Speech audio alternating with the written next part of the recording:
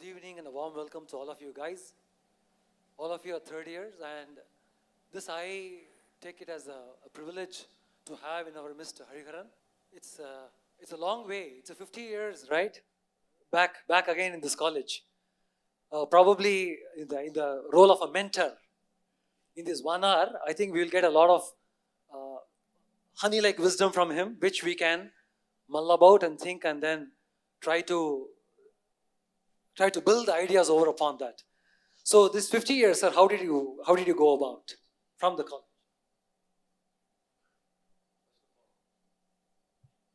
First of all, Swamiji, thank you for the opportunity to be here today. Can you hear me, everybody?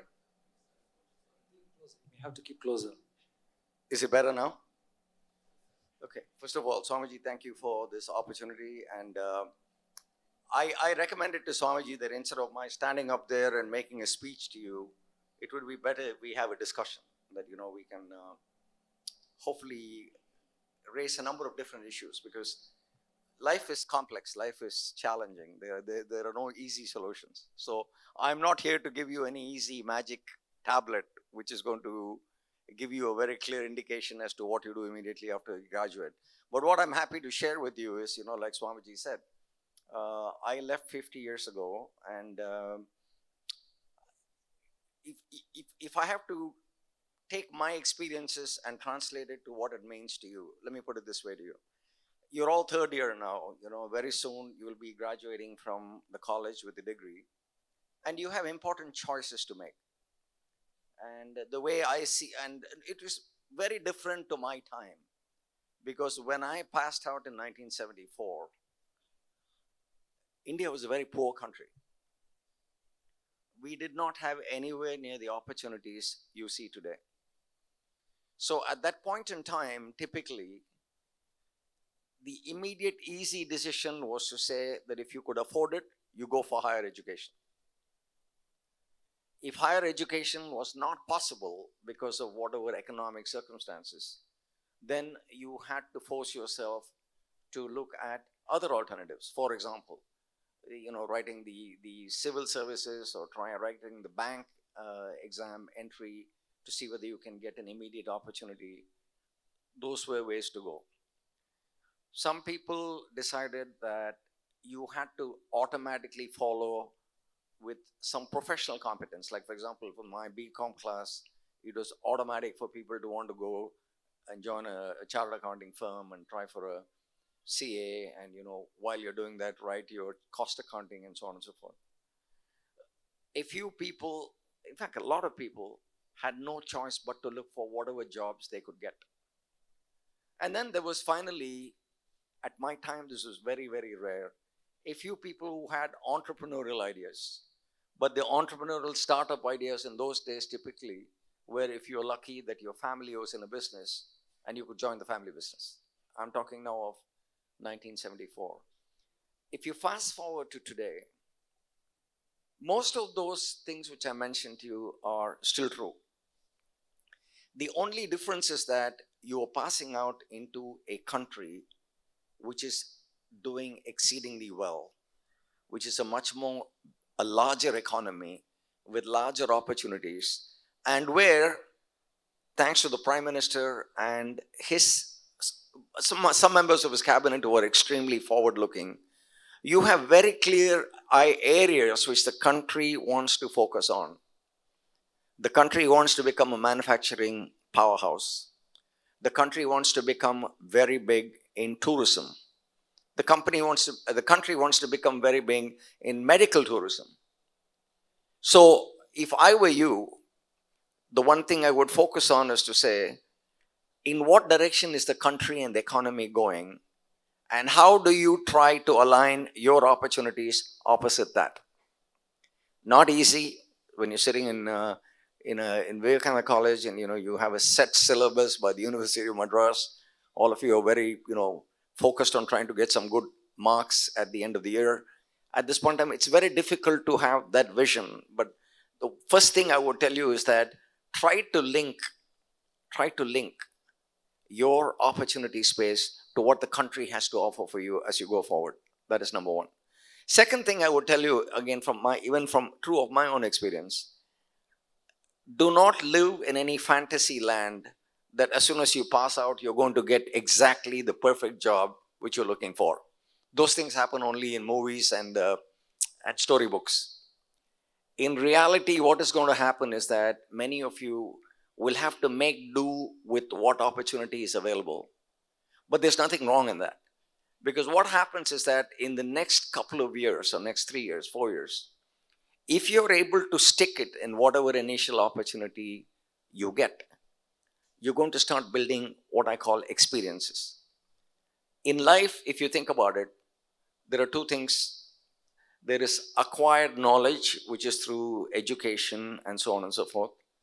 But then there is experience knowledge, which is only by you're getting into a company, working in a company, looking at all the complexities of working. It's not easy. You have to deal with other people, you have to deal with constraints. It's not like if you're very lucky and you have a father's business and you're the automatic hair and you see it in some of the movies, that's different. And that's not true for it was not true for many of us. We had to look for jobs. We had to decide what additional skills we needed to acquire to get jobs and so on and so forth. So I could go on, but to answer Swamiji's question, what I would tell you is try to have some clarity in your mind as to which of these different routes you want to take.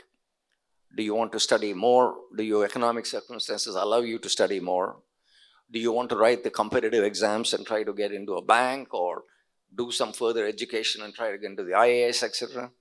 Do you want to go abroad? And, again, if your economic circumstances permit it, that's great. Do you have to find a job? If you have to find a job, it may not necessarily, the first one or maybe even two jobs may not be what your dream jobs are. But you'll have to take what is available.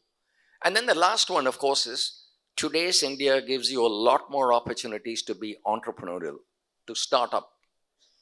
And there again, what I would leave you with a thought is align what you think you want to do with what you're capable, what your competencies are, what your resources permit you to do, and most importantly, where you think there is a market where you can actually go and make an impact. And you'll be very surprised. In today's India, again, I go back to what I said, people want experiences. People want good food. People want good service. When I passed out, milk was a luxury in India. It was a scarcity. Today you go, I was just in Palghat, and it was very interesting. There's a huge competition in a small town like Palghat, where the state of Kerala has the equivalent of their oven, which is called Milma, but there is a huge competition from Karnataka's equivalent of oven called Nandini, which has come into the Palghat. Why is all that happening? Because people are demanding new flavors, different products, and so on and so forth. So there is a huge opportunity in India's services sector. I again repeat, tourism, hospitality, medical tourism. Principal was just telling us an incident about somebody coming and talking about how medical billing, medical transcriptions, all these are growth businesses. So if you want to go into the startup space, there are some very interesting opportunities available. But there again, you have to be very realistic about whether can you do it? Do you have the resources to do it?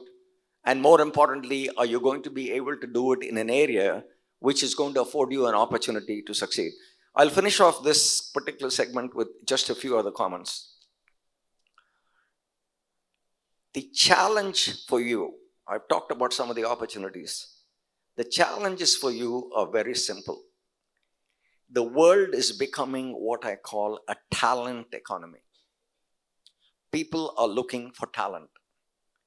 People do not have time for even one level below tier 1 in talent. What does talent mean? Talent is a combination of several things. Talent, one, is your strengths, some competencies of yours, which are unique to you, which you can bring to the table. Talent at times need not be related to status or education, etc. I was telling Swamiji an example. In fact, I spoke 3-4 months ago in the same forum to a graduating class. And at that time, I gave them an example of what talent is, for example, in the services industries. I'm sure many of you have flown, have taken an airplane.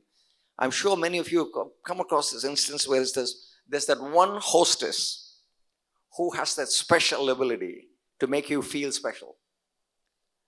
An ability to give you a level of service and make you feel a little better than you normally otherwise would.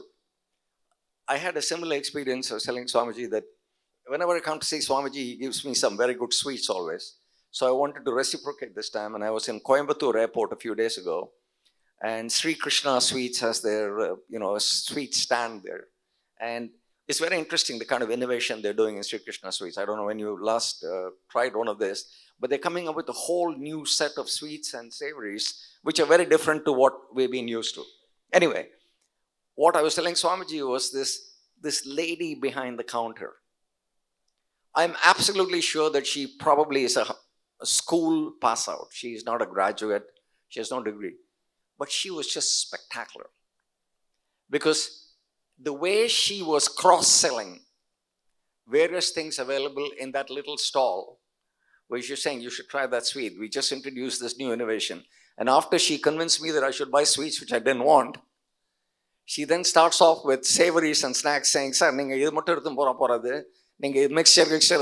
come up with a new combination of things and so on. I'm giving you this example only because when we talk about talent, we are not talking just about marks, education, grades, etc. We are also talking about that special ability inside you, which only you can find out. That's one. The other talent, which is very critical today, is your ability to communicate. Absolutely critical is your ability to communicate. If you don't have an ability to communicate, I suggest that you focus on that for the next few months you have left in your third year, to ensure that when you walk into an interview room, you're someone who the interviewer can talk to. Because if the interviewer cannot have a good dialogue with you, there is no way, I'm an employer myself, there is no way we're going to establish whether there's any fit between you and our company unless we are able to have a conversation with you as to what you're all about, what appear to be your strengths, what appear to be areas where you may need to do remedial work. All of that is not possible unless you have the ability to communicate. And the third thing I would tell you is that talent is also about ensuring that you are curious. You have to be incredibly curious in today's world. I'm sure all of you know how to use Google for a variety of things which you want. Which cinema, where are seats available? What is the latest 500 rupee idli that Hariharan has introduced? Adalna, I'm sure all of you are excellent. That's not what I'm talking about. I'm talking about you need to be very curious. I mean, for example, after this event today, if you don't do anything else, please go to Google and say, what are the most interesting opportunities available in India for me as a college graduate coming out next year? Just do that. See what it says. Or go to Google and say, if I want to start up a business in India today, what are the most promising sectors? And the Madri, take advantage of fantastic information available today to do something which is important for you. Because look, you are in the most critical part of your career. What you do now, and probably in the next few years, is going to decide what your future looks like. Again, I want to give you a small example. I went to Ahmedabad straight from Vivekananda College. In retrospect, that was not a very good decision, because you find that if you want to get an MBA and advanced degrees, it's always better to have some work experience under your belt. Because when you have some work experience, you understand what people are about. You understand how to, because business is all about not doing, it's also about getting things done. And to get things done in life, you need people. You need to work with and through for people, and sometimes have people working for you. And the Vidyala, you don't get straight. If I finished BCom in 74, I go in April. June, I start Ahmedabad. And anyway, why am I telling you the story? In my class, there were a lot of people who had come there with work experience. And what was fascinating for me is there's one particular gentleman. He had gone to IIT Delhi. He'd worked for a couple of years. He'd come to Ahmedabad. He was 1 year senior to me. And we happened to live in the same dorm. And what I noticed about this guy was that he was relentlessly focused on classwork and on topping exams. So I went to him and, in January, February of his final year, when he had only a couple of months left, I went to him, his name was Bala, by the way. I went to him and said, Bala, what is the story? You already topped, you got the gold medal for the first year. You're well on your way to getting the gold medal for the second year. What is this relentless focus all about? And he said, look, it's very simple. He says, I came in with the mindset here that these 2 years are not a time for fun and play. These 2 years are going to determine what happens the rest of my life. And right or wrong, I decided that academic excellence is my number one priority. And he said, the way I decided I would mark my academic excellence is I want to get the gold medal. Anything less than that would be a failure. I'm saying this because, and the curiosity from your perspective right now, you have to use the internet and data available to ensure that it's not just for fun and frolic, but it is going to do something meaningful for you. Because if you don't, you can ignore everything I say, but just remember one thing, you're going to become very responsible adults in a few months' time. You are going to basically now, in the next few years, decide what you become. And the responsibility, you can't blame anybody, you can't blame Swamiji, you can't blame the principal, college, and parents. It's your life. And I just want to finish on one humorous note.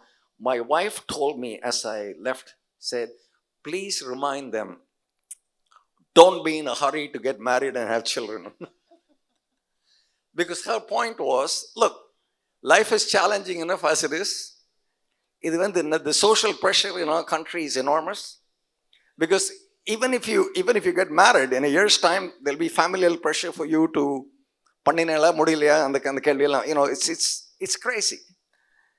So anyway, I'm glad I remembered, because I can go and tell her that I did tell them what you told me. So, but finish by saying, fantastic opportunities, lots of challenges. Many of the challenges you're going to find are your own. Some of you may be lucky, you may have parents who are going to take care, you may join a family business. But for the bulk of you who are going to depend on the economy coming up with economic opportunities, please remember, again, I'll just repeat a couple of things I said. Number one, there is no right or wrong answer as to what you do next. It has to suit your it has to suit your economic circumstances. It has to suit what is the art of the possible. Ultimately, there is the hand of God. All of you have a horoscope, and the hand of God has decided what's going to happen to you. But just relying on the hand of God is not going to do anything for you. It is there as a potent force, but is only going to be there in the background. You're going to do all the. So don't worry about what job you get. Ensure that you get a job. Your focus now, between now and your placement interviews, whenever it is how are you going to be persuasive, communicative, and be able to convince the interviewer that you are someone who is going to add value to their company. And you have to develop. No, that can't be taught. We can highlight all this. And finally, be curious. Like I said, after this lecture or this session, go to Google and just do the two things I told you. What are the best opportunities available for college? It could be, I assume that all disciplines are here, yeah? So it could be commerce, it could be chemistry. Just go, computer science, go and, just be curious. See what are the kind of opportunities which Google throws up as the most interesting opportunities around there. And ரெண்டாவது விஷயம் வந்து, as far as communication skills are concerned, try and ensure that you're able to really impress an interviewer walking in with the fact that, look, everything in life at the end of the day is communications. This lady I told you about, Sri Krishna Sweets, she was brilliant in communication. She only spoke Tamil, but she had a wonderful smile, she had a great personality, and the communication was just brilliant. Communication is critical, cannot be taught. It's something you have to acquire and work on. So, finish by saying lots of opportunities, much more opportunities than when we ever came out. Lots of challenges, most of which are your own, but the amount of self-effort you need to put now is enormous, and I hope you do that in the next few months. Thank you, Swamiji. Recollection which he did over the last 15 minutes, surmising the entire 50 years of his passage through this planet. The thing about opportunities and challenges, in fact, that was the title of his choice. I was asking that what could be the possible conversational topic, and he said this. But on second thought, after listening to him so long, I find that there is one more letter missing in the title, which is R. While you have the O and P, opportunity, O and C, opportunities and challenges, there is something called responsibilities.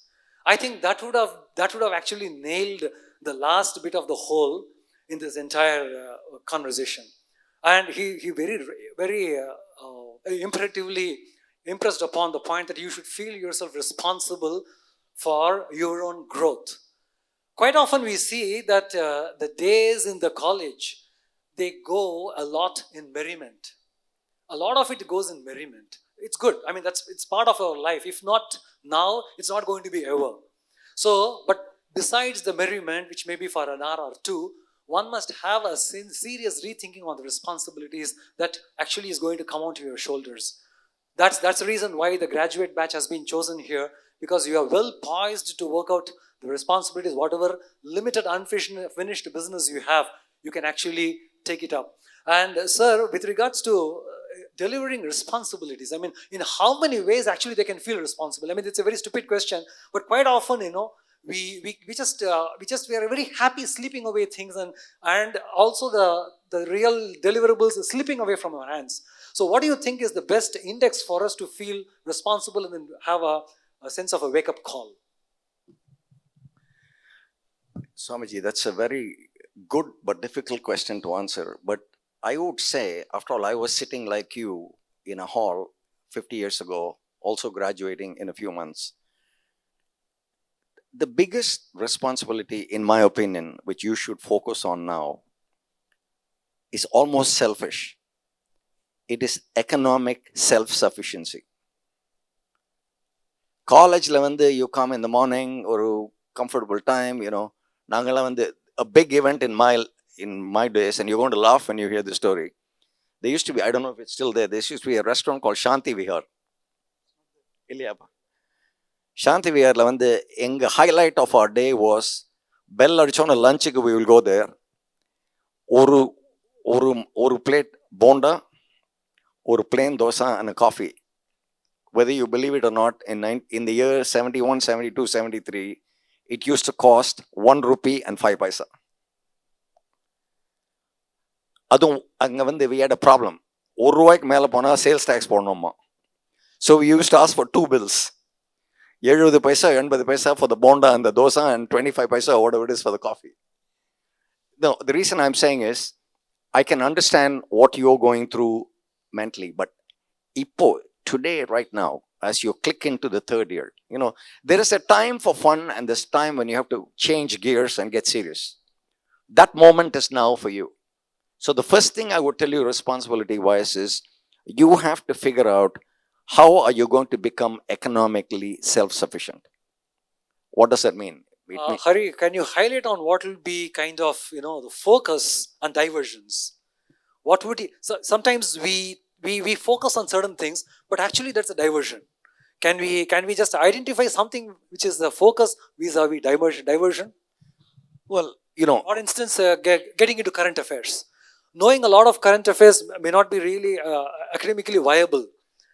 because the course doesn't demand, the evaluation doesn't look into your talent with regards to current affairs, but how much of current affairs and how much, or even for example, the entertainment. So there are too many ways the energy gets dissipated, and therefore it weakens the sense of responsibility and the time fritters away. Very good question. But then again, the framework I want to give you is that when you think of economic self-sufficiency, the next logical step becomes an important, again, for those of you who have decided that you need employment.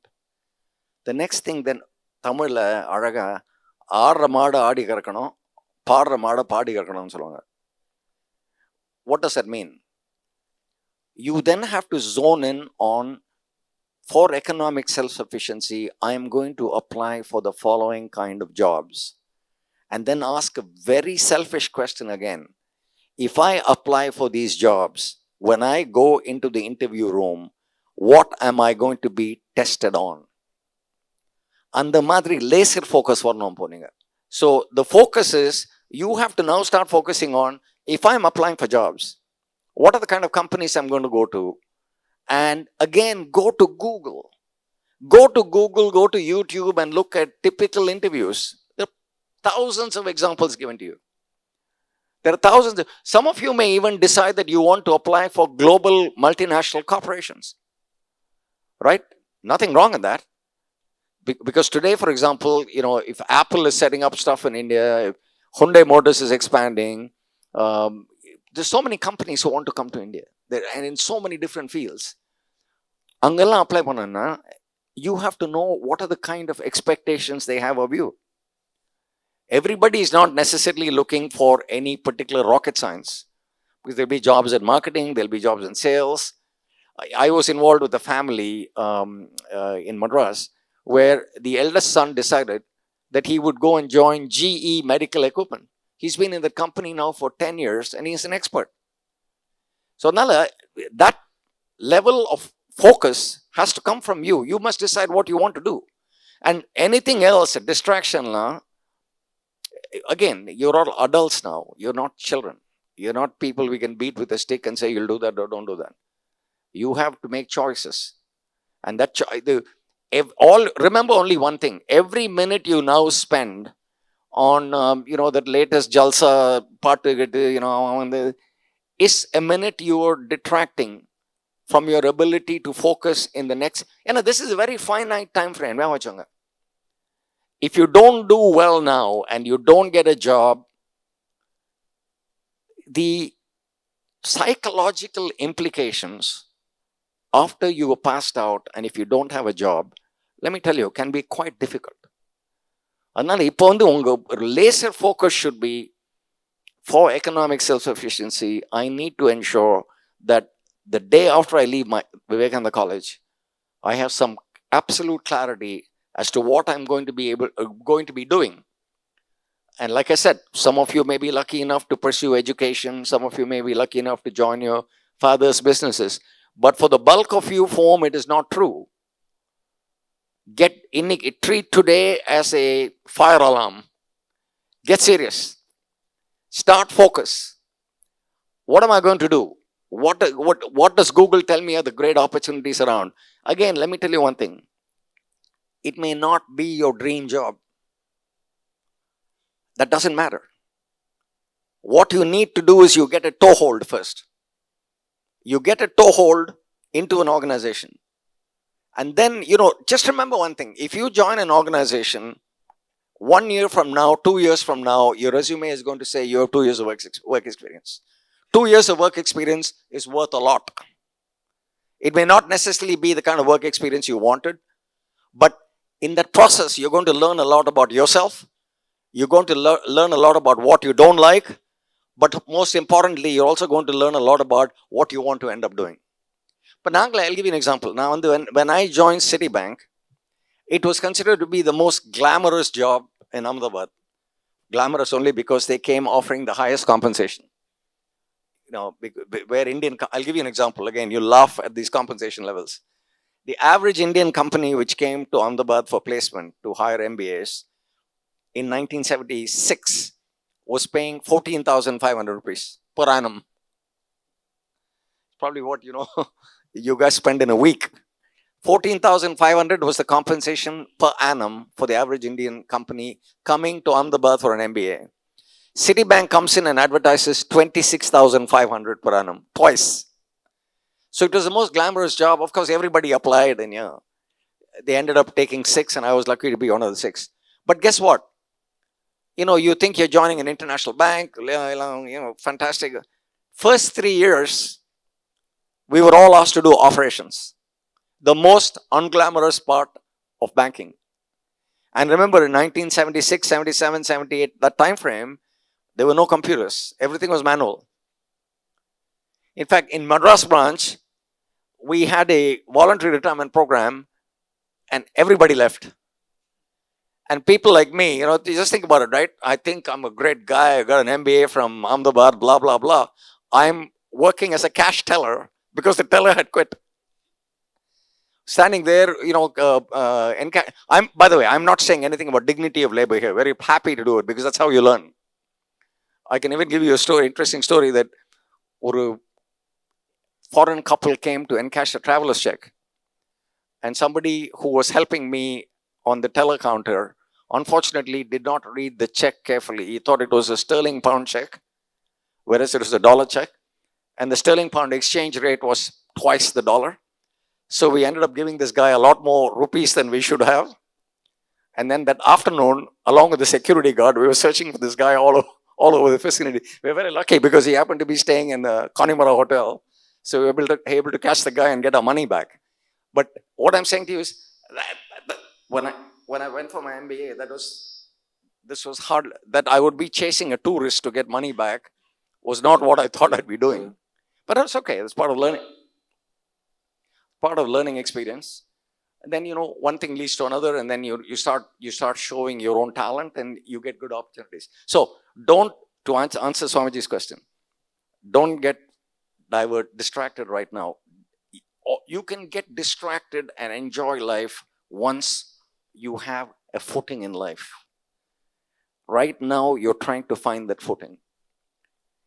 I'm very enthusiastic about one thing. If I am going to accomplish one objective today, it is like I'm ringing a fire alarm for you right now about focus. That the time is here, the time is now, it's June. Okay, you have a few more months. So you have a few more months to get ready. For those of you who are looking for jobs, just be brutal, be ruthless. You read all these stories about sports guys who have got this fanatical goal. The guy wants to score that, or tennis guy who wants to win all the tournaments. And the madri, set your focus on saying, I am going to spend the next 3 months, in addition to your academics, in getting ready to achieve my goal of economic self-sufficiency, which is basically to try and get a job. Get any job. Don't worry. I'm telling you, you got to believe me, I'm 50 years your senior. What you do for the next 2-3 years is not important. It's important for you to garner your life experiences. It is not important for what you're going to end up doing 10, 20, 30 years from now. Sorry, Swamiji, I can go on and on. Thank you. Thank you, Hariharan. And Manikandan, what do you think in your last 20 years, how's the placement changed the fortune of our students? Maharaj, as far as the placement is concerned, in the initial stages, earlier, before 20 years back, the number of companies coming to the college was pretty less, but it expanded. Like we have started having companies like EY, Deloitte, all Big Four started to come here. And I guess in 2005 or if I'm not wrong, it's 2006, Deloitte came for the first time to our college, and since then we are associated with them, and rather it should be they are associated with us, and we are happy to also say that maximum number of students are being recruited by Deloitte, and typically, what are the expectations from our students? Is it interpersonal skills or academic skills or some kind of street smartness or etiquette with regards to dressing? And what are the factors really play a role in giving them a job? As far as the the companies, because most of the recruiting persons on that personnel who comes here of late have become our alumnus only. So the input what we receive from them is our boys are most demanded for their discipline, their interpersonal skills, and their ability to handle things as well.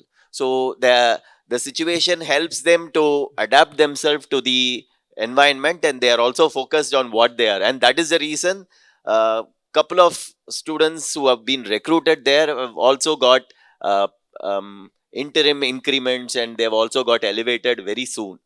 So I guess that it is a positive sense from our end. The placement records also helps us to have much more growth and development to be shown, and the light will be thrown on improvising the present children as well. So how do you, sir? Again, I'm not sure how relevant it is to people in this room, and I don't want to scare you. But Yangurla, for example, in New York, when we look at any kind of recruitment at all, you should know that certain things are automatically assumed away. For example, complete knowledge of Microsoft Excel is automatically assumed. I don't know what our level of familiarity with Excel is. No, but or PowerPoint, these are things which can distinguish you in an interview. If you go into a Deloitte, Haskins, or to Ernst Young, or any of these interviews, and if you're able to communicate very quickly to the interviewer that you're completely comfortable with database manipulation through Excel, etc., that's already a huge positive. அது இல்லாமல் அங்கே போயிட்டு அவன் எக்ஸல்னா நீங்கள் வந்து எனக்கு எக்ஸல்னா என்னன்னு கேட்டிங்களா, that creates a different impression. So again, the point I'm making to you is, okay, you can say, oh, எங்களுக்கு காலேஜில் எக்ஸல் கற்றுக் கொடுக்கலையே. Well, you now have 3 months. Do it. Excel training is available on YouTube free. அதுக்கெல்லாம் time வேணும். I mean, you have to, this is where Swamiji's question on distraction is very important. You'll have to get up at 4 o'clock in the morning for the next 3 months. And if you think it is a joke, let me give you a small story. I came to this college to do BCom after my pre-university in maths and science.